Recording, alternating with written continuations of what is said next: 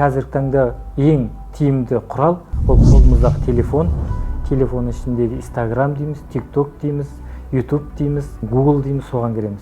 Әрине әсіресе жастарымыз қысқа ғана ойлау жүйесіне қалыптаспаған мына TikTok'тағы 20 секундтық, 30 секундтық видеоларды көреді. Бірақ ол видеолардың ішіндегі сөйлеп атқан адамның бұл қаяқтың адамы, бұл кімнің уағызын айтып жатыр, бұл Қазақстан мұсылман діни басқармасының өкілі ме, әлде шетелдік болған мән бермейді. Оған әсерлі, жағымды, өзінің эмоциясын айтқан адам тыңдай береді. Бірақ ол адамды біз сұрастыра кезде, іс-шараларға барған кезде біз бүкіл осы деструктивті діни ағымдардың бәрін айтып келеміз.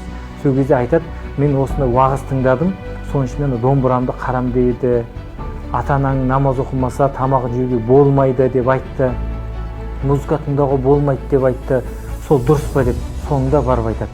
Сол кезде біз түсіндіреміз оларға.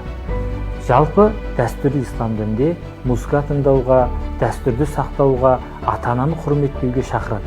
Және де заңның шеңберінде тіркелген діни бірлестіктер, әсіресе Қазақстан мұсылман діни басқармасының имамдарын ғана уағызын айтуға тыңдауға біз шақырамыз. Біздің де қазіргі басты міндетіміз Жамбыл облысы әкімдігі дін істер басқармасы, дін проблемасын зерттеу орталығы қысқа ғана бейне роликтерді осы алгоритмге сәйкес интернетке сол бойынша салып жатырмыз.